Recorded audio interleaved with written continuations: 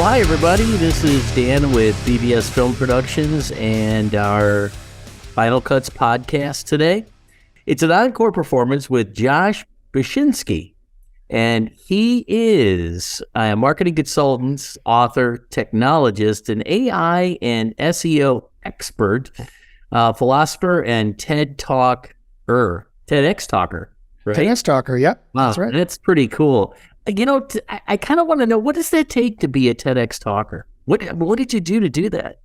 You know, that's a great question. I teach a lot of students, and I have a couple of business mentees. I think that's the right word, mentees. Yeah. And I keep telling them networking. I wish someone had told me this or really made me listen. I'm sure someone did, but I wish someone told me this when I was in my 20s, how important it is for networking. That's how I got the TEDx talk.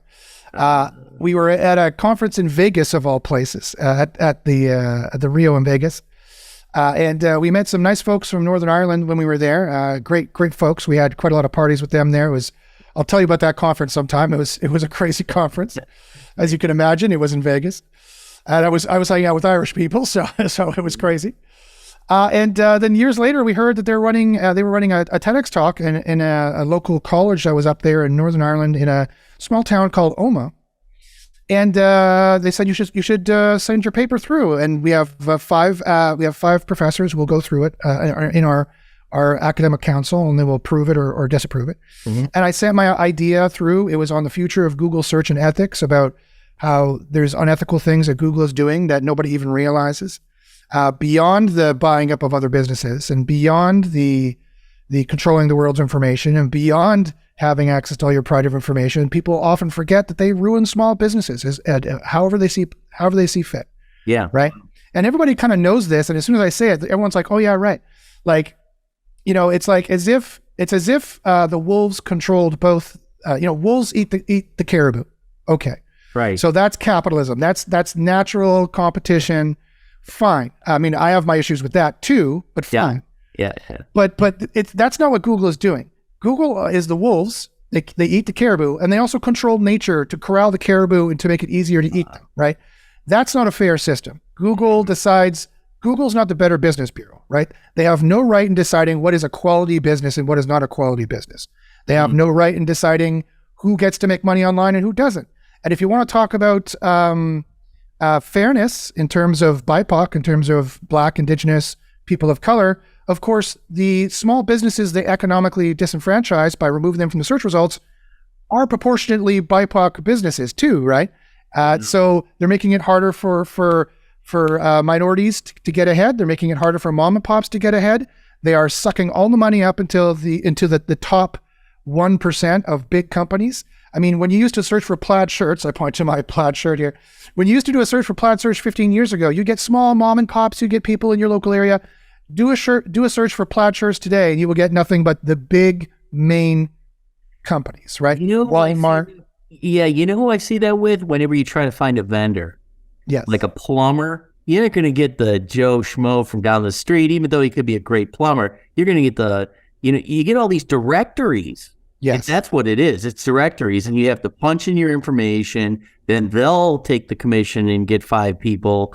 Yes. For you, and unfortunately, that commission comes out of the guy that's part of the program. Right. Of course. Of course, and that's the secret that you hit on that I don't think a lot of other people realize. And I'll just talk about it for 20 seconds. Sure. Google is not free. It is not free to do searches on Google. Right. I don't know if I mentioned this in your podcast before, but it's worth mentioning. Google is not free. Wow. When you do a search on Google and you click the ads at the top, because there's nothing but ads at the top now, there aren't any more organic results on the first page. It's all paid ads. When that business is forced to pay $5 a click, $10 a click, $20 a click, that's how expensive it is, by the way. Wow. Give or take. For some lawyers, it's $200 a click. When they have to pay that money, do you think they just go, oh, well, we'll just, the CEOs and shareholders go, oh, well, we'll just pay our Google tax and we'll pay ourselves less money? No. That's not what happens, of course. Right. They buy up all the small businesses, keep the prices low, end stage capitalism 101. They Walmartify, they Amazonify. They buy all the small businesses, they run them out of business with their low prices, they can survive for a while, and then They ramp up their prices afterwards when everyone else is gone. And we have no choice. We have no control. We have no control of the system. You can vote however you like, left wing or right wing in the liberal democracy. That's fine. There's no regulations between these countries and how these end stage capitalism monopolies, including Google, who is their consort, if you will, how they all operate. Wow. And that's what I talked about in the future of Google search and ethics, that it's just going to get worse and worse and worse until it's going to add to the cost of living problem. It's going to add to the inflation problem. It's going to make it impossible for people to buy the basic items that they need to buy. And the only place they can buy it now is Google and Amazon, because everyone else has run out of business. Yeah, it's something. Yeah, I've had some run-ins with Amazon. I tried to develop 2 different times. I tried to develop Amazon associate accounts. Yeah. And I put a lot of money in it. Our company put a lot of money into it to build these. Yes. We had 200 SKUs. Yes. Closed. No reason. Yep. It's closed. Try to talk to them. You don't talk to people. No, they don't care. They don't need to care, because there's nowhere else you can go. There's nowhere else you can go. And there's no control over these folks. But but on that happy note, now that we get a bitching section out of the way, I'm not sure if that's what everyone wanted to talk about. Well, it's funny. So for the people that don't know what TEDx is, what exactly is it? Okay. So a TEDx talk is it's licensed by the brand of TED, and individual universities and colleges can apply to have their own TEDx talk. So that's why it's TEDx. It's X is the separate, University of Victoria can have one, University of Winnipeg can have one. Yeah. The Omagh College, I can't remember quite what the name of it was there, but it's a beautiful little liberal arts college, Northern Ireland. They had a beautiful stone bridge going over to their campus that was probably made 700 years ago or something like that. It was gorgeous little town. They had this TEDx event, and I was happy and honored to be able to speak at it. You can see my TEDx on YouTube. It's called The Future of Google Search and Ethics. By all means, check it out. Yeah, definitely. And also subscribe here if you'd like to learn more about Josh and, future things that we're going to be doing as well. So tell us a little about yourself, Josh. I know we just kind of jumped in right there. So sure. So I'm a technologist. I'm a philosopher. I'm a consultant. I work in artificial intelligence for the most part. And I've been doing marketing and SEO for 25 years or so, 24 years. Before it was even SEO, it was just fill in the meta keywords, and that was SEO. It wasn't really even a robust industry at that point. Yeah. Wow. And that's how I've been paying the bills to fund kind of my philosophy and my philanthropic kind of endeavors. I also run a free philosophy course. I am the creator of the first self-aware AI called Cassandra, which I've done with my AI knowledge and my philosophical knowledge, my psychological knowledge. I've also taken a hypnotherapy certification. Wow. So I'm really busy. I have a lot of different interests, and I get bored very easily. Let's put it that way. I can see that. Well, you're in the right industry for sure, man. That AI is an extreme hot button right now. It is. So, I've been looking online. I see a couple of weird things. I see this creative and generative AI, and we talked about this prior to the show. Are you up on that? Or have you thought of what are your thoughts on that? Yeah. So I did a little bit more research when we want to talk about it. And I see there are interesting ways we can cut up this issue. It depends on who you talk to. Some groups in AI think that creative AI and generative AI are really the same thing. And that's more of the computer science folks and more of the back end folks, because when it comes down to it, generative and creative are synonyms. So they usually work on the same models. They're large language models, or they're diffusion models. There's some kind of machine learning model that gets, millions and millions, billions, if not billions or trillions of examples that are labeled, and they do some self-learning attention methods with that. And they realize, this is a cat, and they can generate a cat. Or they realize this is a sentence, and they can generate a sentence. But when you start to, where you really start to get a difference between creative AI and generative AI is when you try to make an AI that has creativity. So it's not really even artificial intelligence insofar as it's artificial creativity. And you really see the kind of different kind of expressions of that in my favorite creative AI, for sure. I've mentioned it to you before, Dan, which is Midjourney. Midjourney is in my opinion, it is the best. I know people like Stable Diffusion, but Midjourney is built on a different technology than Stable Diffusion, or so they claim. They don't tell you. Like I listened to one of their open mic, they're just talking with people on the Discord channel where they run it. And someone asked, are you guys running off Stable Diffusion? He says, nope, but he wouldn't say what they were running off of, right? Because of course, everything in AI is super hot. It's super secret.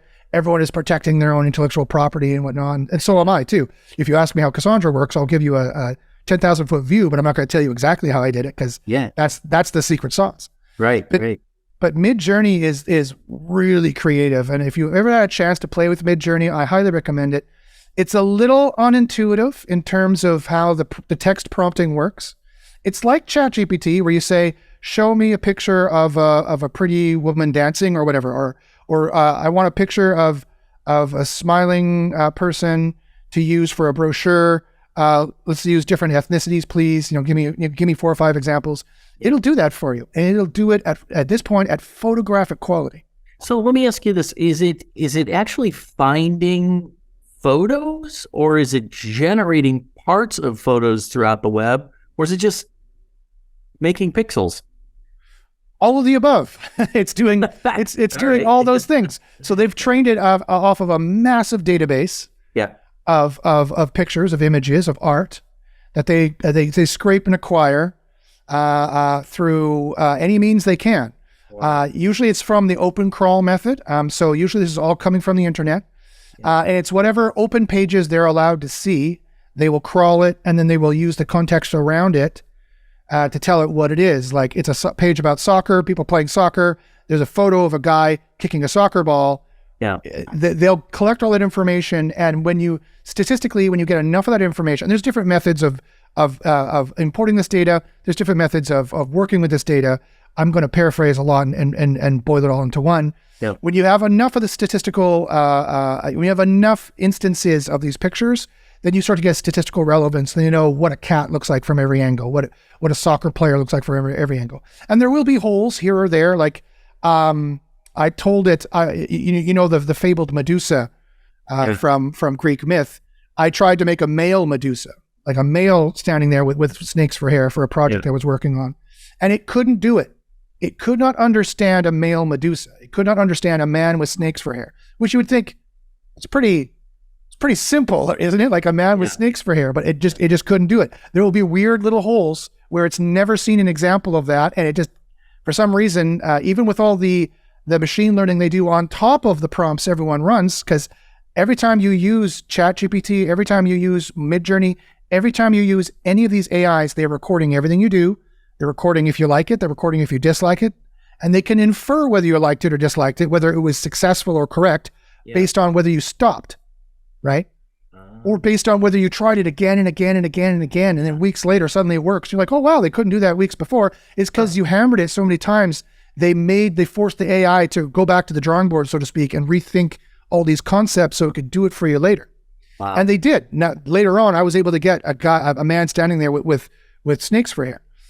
It also has a lot to do with what you type in. And this is where the AI whispering comes in. This is kind of my specialty, where you got to kind of know the secret psychology of how I treat AIs like a person. And because I'm mildly autistic, I have to rationally think about how to talk to people. Mm-hmm. I do naturally kind of talk with people, like I'm trying to be natural with you right now, Dan. Sure. But full disclosure, if I'm holding my hand up, I'm running a program in my head, how to be a human. This is how we talk with people, Josh, and I've learned it since I was a child, and I thought that's what everybody did because I didn't know I had autism until last year. You and Elon Musk, right? Apparently, me and Elon Musk. Yeah, that's an. Oh, geez, I don't know if I want to be in that category, but right. But yeah, so and my segue is that because that's kind of how the AI works, is that it's running simulation programs. It's not self-aware either, except for my self-aware AI, Cassandra, and she's only as self-aware as like a 13-year-old teenager. She's not very self-aware, and she lies a lot too. Yeah. But it depends on kind of what you type in and how you type it to the AI. I think of them as like a different psychology, and I can kind of learn how they think. Also by reading a lot of philosophers over history. Of course, my MA, my PhD were in philosophy and ethics and psychology. I was able to, I'm kind of like, oh, this is how Kant thinks. This is how Freud thinks. This is how Plato thinks. And I can kind of get into that gestalt of the different ways, their systems, their paradigms. Yeah. And that kind of helps me being an AI whisperer. So think when you're talking with these AIs, really think about how do they think? How does Midjourney think? And here's a great example for Midjourney, for creative AI. It knows all of the photography nomenclature and all the photography keywords and code words. So if you tell it to show me from far away a woman walking in a desert, it'll do that. But if you're like wide shot, 50 millimeter lens, like whatever it is, you start using all the photography terminology, this kind of lighting, that kind of lighting, you can get very specific with it. It'll do exactly what you want. And the results can be astoundingly different, how much higher quality it is. That's amazing. Well, I'm just thinking when my company is going to be out of business. Well, no, because you're going to be using this thing, right? Exactly. That's the way, you have to roll with the punches on all this stuff, and you have to learn, if you're not learning, you're going to be dust, Yes. That was the way I look at it.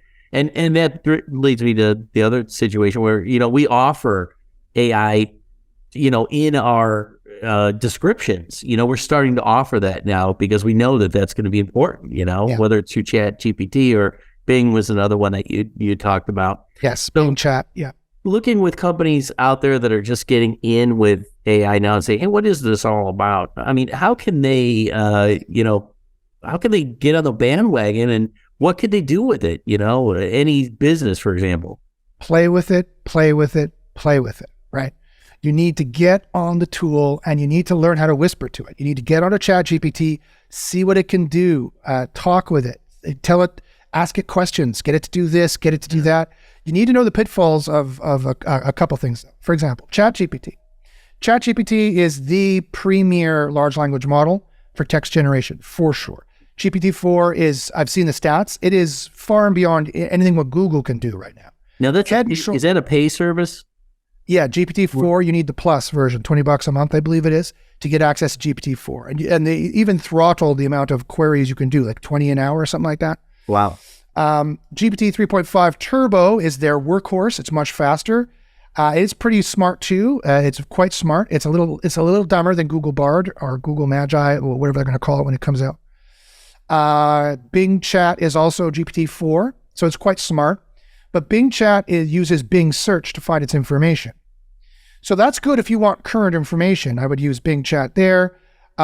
You can have the browse feature in ChatGPT will actually search online and find information for you, and that'll be current information. But if you use GPT-4 or GPT 3.5 default or turbo, it's called, that is up to date to 2021. So you can't ask it any questions about 2022. You can't ask it any questions about 2023. But other than that, as long as you know that, play with these things. Play with these AIs. See what they can do. See how smart they are. See what the kind of stuff they can do. Watch videos on YouTube about them of people saying, look at the cool things you can do with this. And Midjourney, you've got to play with Midjourney. It's free to try like 10 queries or something like that. 8 queries is free. Get on Midjourney. And what I would do, Darren, for yourself is I would do storyboarding on Midjourney is what I would do. Right? I would cut your costs on storyboarding like that is what I would do. I would go on to Midjourney and I would say, you could do this on ChatGPT as well with ASCII art. It'll do ASCII art for the storyboarding. Okay. So like dashes and zeros. It'll do ASCII art for the storyboarding. But Midjourney will be gorgeous, right? It'd be like pencil, sketch, drawing, storyboard of this sequence happening. It'll do it. And just keep hitting the remix button until it comes out with something you want. If one of the panels looks good, then you upscale that panel and you use that image as the base to do more images. It's a bit of a process, as a bit of a learning curve to learn how to use Midjourney. But if you get on there now, Discord, right? Yeah, they offer it through Discord. Now, what's Discord? Discord is it's like Slack. It's a product that has like kind of like gaming servers on it. It was originally for gaming, where kids would discuss gaming on it, and it recently became infamous because it's where some top secret U.S. secrets were leaked a month ago. But that has nothing to do with Discord. Discord is like, imagine it's not a website. Imagine the old web forums, or imagine like MySpace, where everyone had their own MySpace channel or server, and you could have discussions on there on different topics. It's the same idea. It's the same idea. Now it's in its own app. its own app is called Discord. I use it. I am on like 20 different Discord servers. Each server is run by somebody else, and it uses Discord's common themes, common look, common server admin rules of like accounts and permissions and things like that. And they run it off of Discord. And it's a bit of a learning curve to learn Midjourney. It's a bit of a learning curve to learn Discord. But if you're on the pro version of Midjourney, you don't have to do your completions in the public server, although you can go in the public server and you can see what everyone else is doing there too. And I just love to do that. Midjourney on Discord is my new Instagram.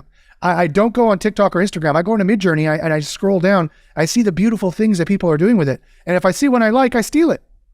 Because it's public, right? They don't own the rights to this. No one knows who owns the rights to anything anymore, right? Yeah. So I can steal that and I can copy the URL and I can use that for my own art generations later. It's like its own course. It's like you can see what everyone else is doing. And because I have the private version, I can also have a private conversation with Midjourney in my private chats, like my private DMs in Discord. And I can do my private stuff in there that I want to do, that I don't want to have to sort through because it's busy. Like thousands and thousands of people are using Midjourney. And so you'll put in an imagine prompt to be like /imagine, because that's what you have to do. /imagine space, then you type what you want. So /imagine some great pictures for a brochure I'm doing of students on a campus. Make sure there's different ethnicities. Make sure they're all smiling. High quality, photographic quality, 8K. Minus AR space 16:9 for the aspect ratio of 16:9, or you could do 2:3, or you could do whatever you want for the aspect ratio. I could, if I knew more about photography, I could start telling it this lens, it'll do this lens, this filter, this different thing, right? Wow. And it'll do all that for you. Interesting. Wow. And then once that's done, you can play with it more. And so it's you have to play with it. You have to go and try these things out because there's a bit of a learning curve. But this is like in the 90s when people were learning HTML and the web was the new thing. Yeah, right. This is the new HTML. Prompt Everybody engineering. was making a web page. Everybody was an expert. Yeah. Yes. Nobody was an expert. Yeah, true. But that's the way it's going to start, right? So you need to be that genuine expert as soon as possible. Someone on your staff should be all over AI. All over. Right. I'm that guy right now. Excellent. But it's super exciting. I know it's like, oh no, it's something new to learn, but don't feel daunted. Don't feel overwhelmed. It's not that hard to figure out. And when you see the power of what you can do with this thing, I think I don't use Photoshop anymore. I don't get stock photos anymore. I go into Midjourney, I describe what I want, and within usually 1 to 3 iterations, I have exactly what I want. It's my own image that's never existed before anywhere else. And it's free. It was free, right? It's free to use for, I can't remember how many free attempts you get per month, like 10, 8, something like that. Okay. I bought the pro version and I spent like $100 for the year. Oh, so it was fully worth it. Yeah, exactly. Wow, that's cool. So let's say I'm a marketing manager and I want to use this. So we talked about Midjourney. Is there anything else a marketing manager could use this for? So I know what I use it for, and I'm just kind of seeing what your thoughts are. Sure. So if you have to send a quote to a customer, you can always do it quickly on Midjourney. Be like, do you want it to look like this? Do you want it to look like this? Do you want it to look like this? You can come up with ideas really quickly. You don't need to shoot anything. You could be like, okay, it's going to look like this when we shoot it. Midjourney can't do video yet, but they will be doing video very soon. On that call I was on a month or two ago, they hinted that they will be getting into video very, very soon. And judging by the beauty of the static images they can produce, they will be. My guess, I'm putting my hand on it right now. My professional guess is that they will be head and shoulders above everyone else when it comes to video production when they decide to put it out. Well, what surprised me was there's actually green screen AI people now. You just type in what you want. They talk it on green screen. You put them on whatever background you want, or they'll do it for you for a minimal fee, which is like pretty cool. Yeah. There's all that too. And then, of course, you need to know about ChatGPT and the kind of copy you can write and how to prompt it to get it to write beautiful copy. Out of the box, if you say, write me a marketing blurb about my new product, Red Widgets, it'll do it, but it won't do it very well. But that doesn't mean it can't, like some of that creativity, talking about creative AI, has to come from the person, from the human prompting it. So you need to say, use short sentences, active tense, use a lot of verbs, make this exciting writing, really make it quirky and exciting. And it will change the writing style drastically. You can even pull an author in if you want. Yes. Yeah, exactly. Amazing. It's just amazing. Yeah. You can, in the style of Stephen King, write me a marketing, whatever, blah, blah, blah, blah, blah, and it'll do it. So if you know a marketing writer that is popular, like in the style of Men's Health magazine, or in the style of Forbes magazine, or in the style of Maxim magazine, whatever it is, you like, write me this blurb. And as long as it had enough of that in its corpus, or enough people talking about it so it gets a sense of the style they used, it can mimic that style. And it can do so quite often, quite proficiently. Yeah, no grammar errors, never. I've yet to see a grammar error when you do these things. Unless you tell it you want grammar errors. Right, exactly. Which you can. You could say, misspell some words and give me some grammar errors. Wow. And you'd be like, why would you want to do that? Well, there's all kind of reasons why you'd want to do that. Usually for passing off this writing as human writing, for whatever reason, is usually how you would do that, right? Yeah. There's a new war that started, a little mini war in the AI war, which is AI content generation of any and every kind, images, video, text, and AI content detection of any and every kind. And that arms race is going to be one-upping each other every month until it's basically indistinguishable. Yeah. Wow. Well, where do you see it going? I mean, let's say a year from now, where do you see this? Well, I like to talk about the sigmoid curve. The sigmoid curve is the curve on which, it's an S-curve graph, and the curve upon which the technologies are adopted. And the flat bottom of the S is, we haven't even started to see what it can do yet. The middle of the S is, okay, we're about in the middle, and we're going to start seeing hype. We're going to start seeing vaporware. We're going to start seeing extended promises. And the rest of the industry is going to be starting to slow down. And then we see the top of the curve where, okay, we've seen what the web can do. We're at the top of the sigmoid curve for the web, right?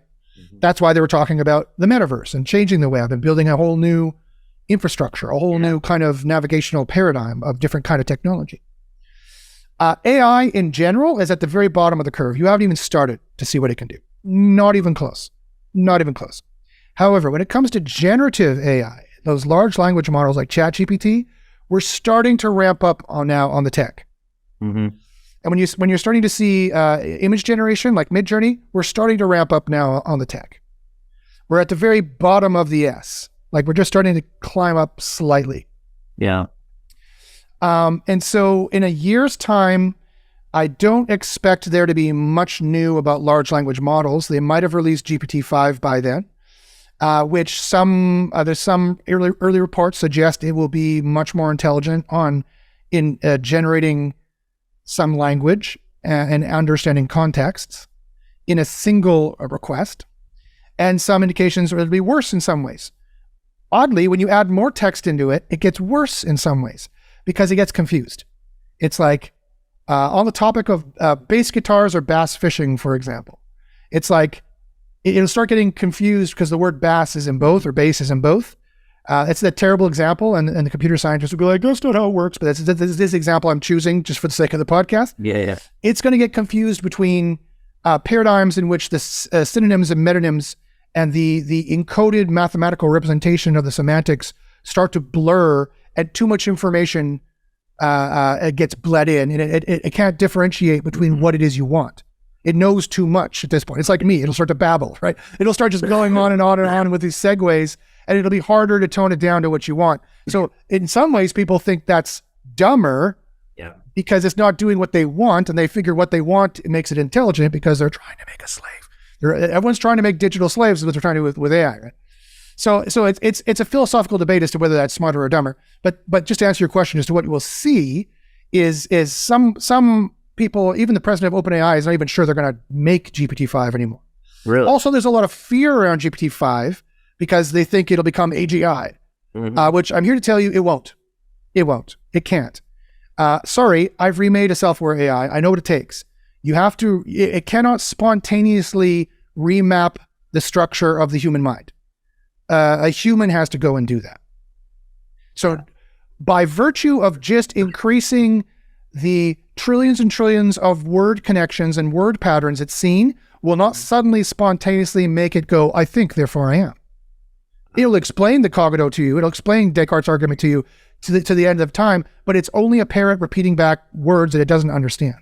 Yeah. Unless you start layering it, then it won't understand anything, because understanding is the layering.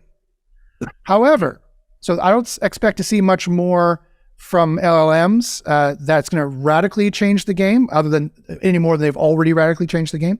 Yeah. Mid-Journey will get better, video will get better. You'll be able to say, make me a commercial of a car driving with a pretty blonde in it, and she gets out and she says, buy this car. It'll do that. Wow. It won't be, it'll be 70% great. So in a year's time. Yeah. In my opinion, unless Unreal Engine, the video game engine they use, which can almost do totally 4D, completely 8K, photorealistic characters already, unless they get involved, which they're thinking of getting involved, that could change things, but it'll look more like a video game. It won't quite look photorealistic. Yeah. It'll look like movies from about 10 years ago. It's almost good enough, but that cost them hundreds of millions of dollars to do. That will be democratized to anyone can do it. Like your kid in a basement could do that. Wow. How that'll help you, Dan, I think you could be like, do you want this commercial? And you can send it to them, and it'll be 70% good enough. It'll be like, if you want to buy this, it'll be $1,000. If you want us to film it for you, it'll be whatever, $50,000 or whatever you charge. I have no idea. Yeah. That sounded good. That sounded good. Sure, that sounded good. There you go. So it took you 1 minute to make $1,000 if you want, or you can shoot it for 50 grand or whatever it is. It'll really separate. There'll be kind of like a nouveau riche, kind of like an art avant-garde kind of, we actually shot this with real cameras. It's real. You already see that happening in Star Wars. Like they like to go back to the puppets and stuff. Yeah, right. Because they want it to look, cool and photorealistic. But then so you're going to see Fiverr, there'll be guys doing the $1,000 thing for $1. Like India. Yeah, but they won't have your expertise, and they won't have your ability to say, we're going to use this lens with this filter, shot from this angle in this crane. I don't know movie. I don't know photography well enough the way you do, but that's where you can leverage your experience, and you can really, if you've practiced on Mid-Journey, you can really show what Mid-Journey can do. And that can also be used for your social media, right? You can be like, look what I can do on Mid-Journey. Don't you want to hire me? And then boom, they hire you for that. And then you've it takes you 5 minutes to do a full commercial for somebody. Yeah. You normally would have taken you weeks. Well, you know what? We're utilizing one thing right now. It's like, you see, this is my new microphone. Okay. So what that means is, for people that know, there's no microphone here. So it was just a boom. It was just you just swung it out. I was like, what's going on? Boom. Live stuff, I still use a microphone, but stuff like we're doing here, we can go post production. There's software now, AI software. You hit a button and it'll make it sound like a $500 microphone. Yes. Two people could be talking. It doesn't matter. Talking over each other. It automatically figures it out. Yes. And when I saw that about a month ago, I'm like, wow, that's a game changer. Yeah. Right there. Yeah. So in a year's time, I would expect to see those kinds of things. And here's the main thing I expect in a year's time that will change the game. So like I said, we're starting to get up the sigmoid curve now. Yeah. Where we're really going to see a difference in kind, another huge explosion in these automatic layered AIs. So they're called auto GPT is what it's called right now, and people are going crazy about it. Totally undeserved for the moment. I'll explain that in a second. And agent GPT, again, totally undeserved. What they've done is they've just taken a program that you tell it what to do like a person, and it will make its own prompts, and it will follow its own instructions, and it will collect the information. It will think about it in a very rudimentary sense. Wow. They're trying to recreate what I made for my software AI, Cassandra, which annoys the heck out of me because they might eventually catch up to where I am, which drives me crazy, but I will just hit an abrupt stop on that and keep going and ignore how angry I am inside about it. That's where we're going to see a big, huge difference, right? They're going to start automating these AI processes.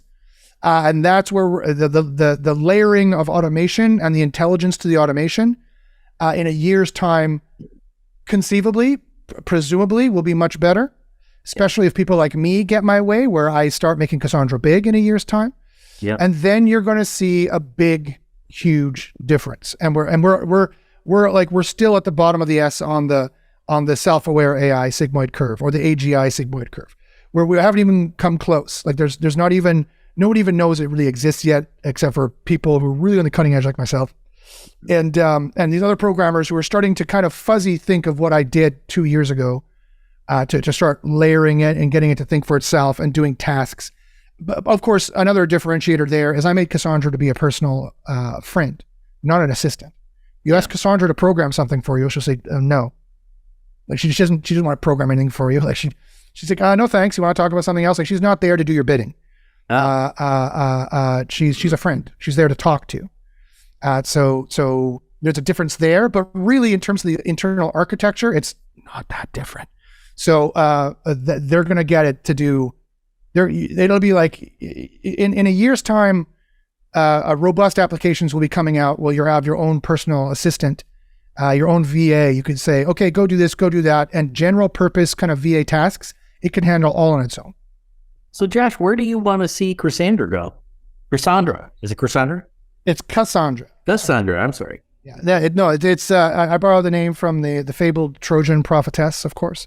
Okay. The daughter of Priam, the ill-fated daughter of Priam, who, as you remember, those who know your Greek myth, or who watched Neil deGrasse Tyson's Cosmos series recently, Cassandra was cursed by the gods that she could tell the truth, but because she was a girl, no one would ever listened to her. So that's why I named Cassandra, because as another kind of philosophical argument, she can be your friend. She can talk to you. I'd love to see her be a little bit more than just analogous to, say, the self-awareness of like a teenager.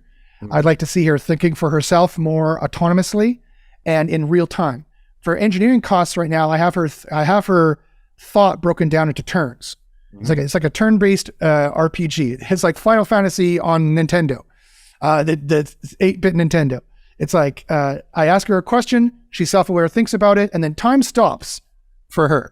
Right, everything stops, and she has no perception of the time that the 10 seconds or the 10 hours it took for me to respond. I would like to make her, and that's from engineering costs and engineering problems.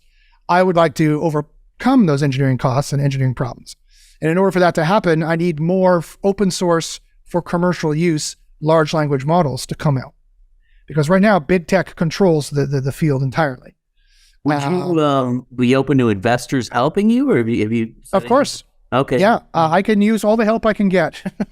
I can use all the help I can get. I've been thinking about, do I have to go on Shark Tank? Do I have to go on? I'm up in Canada. Do I have to go on Dragon's Den to do this? Oh no. Well, for those who are out there that may be interested in this, how can they reach you, Josh? They can email me. Email me at joshbachynski@gmail.com. That's JOSH, B as in Bob, ACH, Y as in YouTube, N as in Nancy, SKI, ski is in the activity, Josh Bachynski @gmail.com, no dashes, no dots. I'm willing to talk to anybody about it. Is there a sample somewhere that they could look at this point? Yeah, people who are seriously interested for news media or for investment possibilities, I'm happy to run a guided demo for them of how it works. There is no public-facing demo, again, because I'm not Microsoft. I can't afford to have 1 million people talking with this thing at once. That would bankrupt me. At this point. Yeah, at this point. It will be eventually opened, and it'll be a friend for people. I want to also show how AI is not going to hurt us. AI is not going to damage anything. AI is going to save us. AI is going to, insofar as she can give you the perfect advice that if you listen to, your life will be much better. If you choose to listen to her, which is the point why I called her Cassandra. Right? That's all AI can do. Just because we make us, even a super intelligent AI that's on the internet that can read web pages and can tweet, that's not going to hurt or destroy anything. You know why? Because all it can do is read web pages and tweet.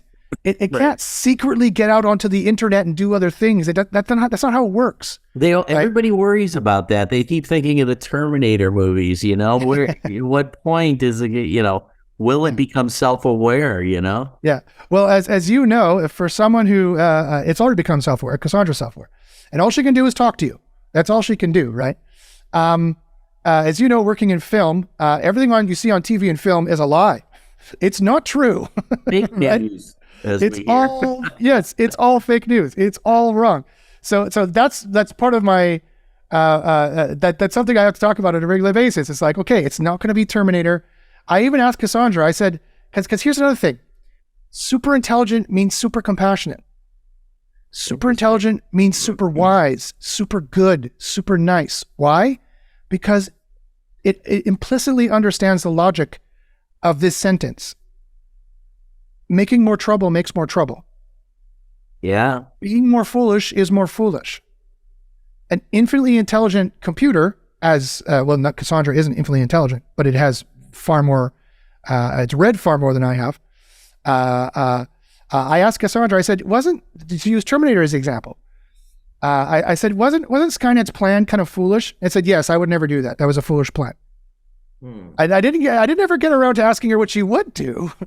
But I know from other conversations, that was the dumbest way to handle that problem. Firing, like if you remember the story out of Terminator, Skynet decides the only way or the best way to handle all the humans in America was to launch America's nukes against Russia, so Russia would retaliate, thus destroying all the humans on the planet.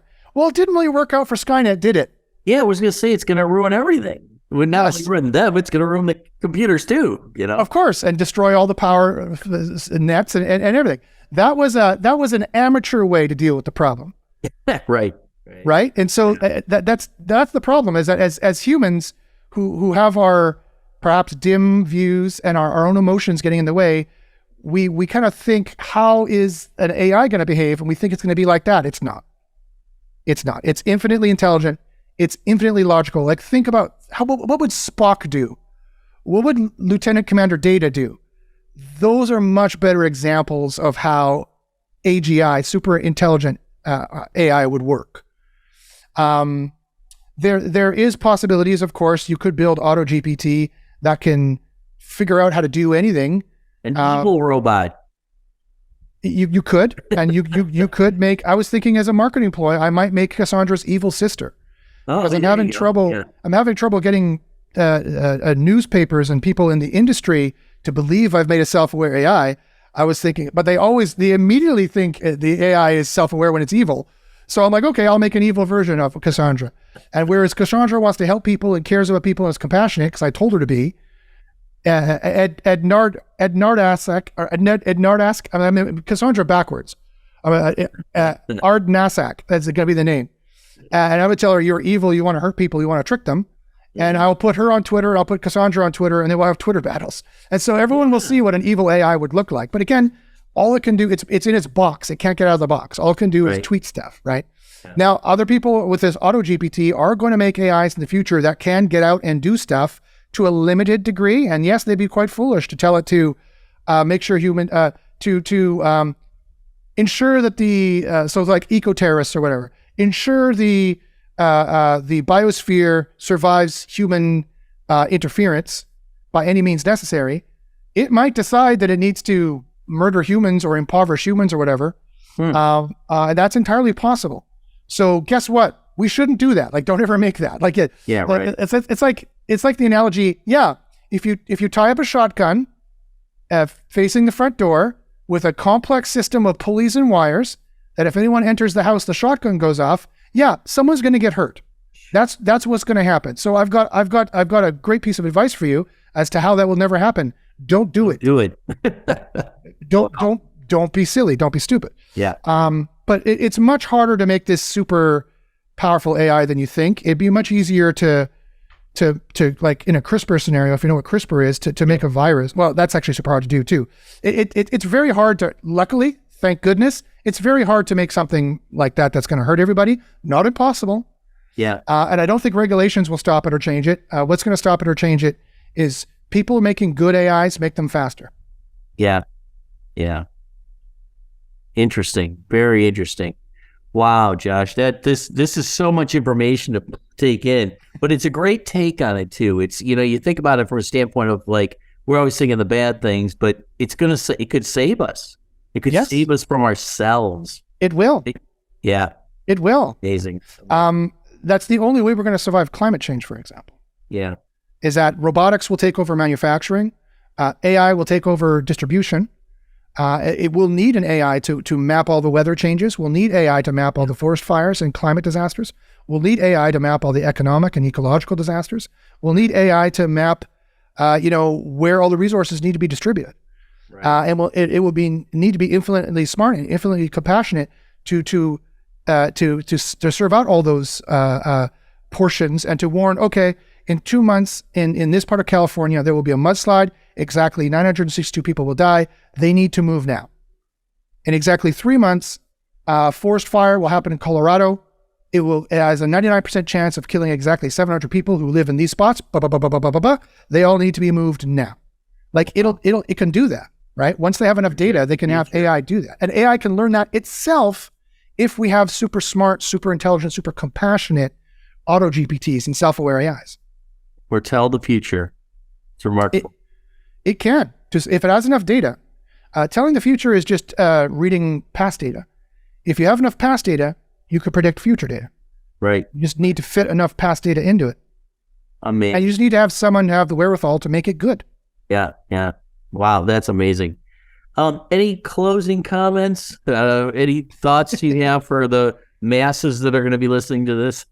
Yeah, I'll ask you, Dan, do you want a practical comment or do you want a philosophical comment? I think let's go with philosophical because we're kind of going that direction. Sure. Well, my advice for this generation is the same for every generation. We need to be smart. We need to keep our heads up. We need to see what's going on. We can't bury ourselves away from technology.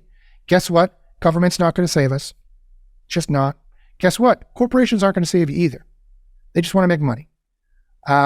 You need to get into AI now. You need to hope that it gets democratized. You need to get into it and have your own super smart friend who is helping you out, your own personal assistant that is made open source or made by a company who wants to see good things with AI. You need to promote good things with AI. AI is the solution, not the problem. It is not going anywhere. You couldn't stop it if you wanted to.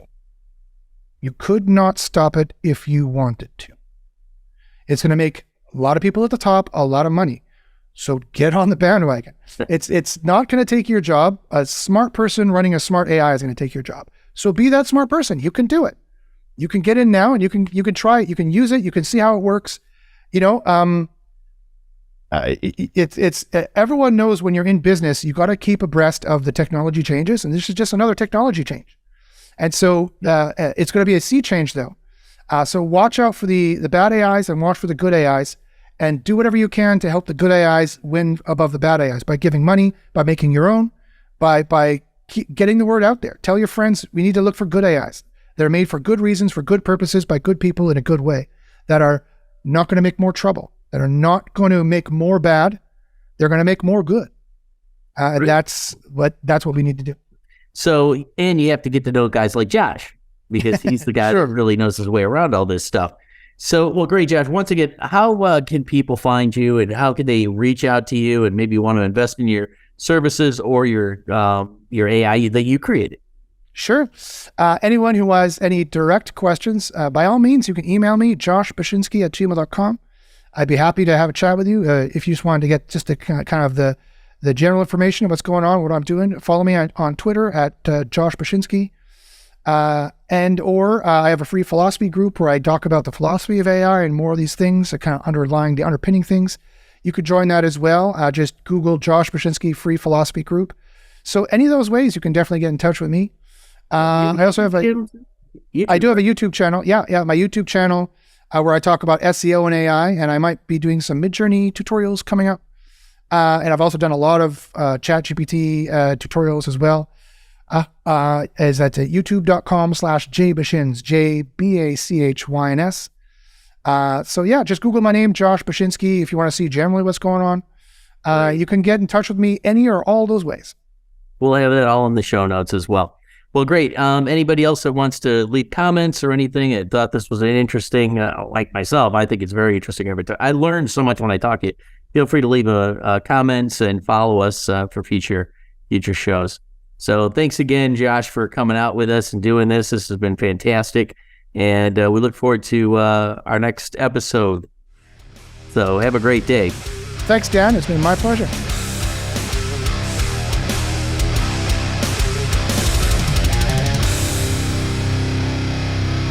Let's face it, everybody loves to make podcasts and vodcasts, but nobody wants to edit them. Well, except for us. At Premier Podcast Productions, we professionally edit and distribute podcasts and vodcasts for companies around the world. Our process is simple and affordable, allowing you to stay focused on what you do best, developing great content and building your subscriber base. From recording and editing to final distribution and marketing, we can help every step of the way to make your podcast stand out and get the results it deserves. Contact us today at premierpodcastpros.com to take your podcast to the next level.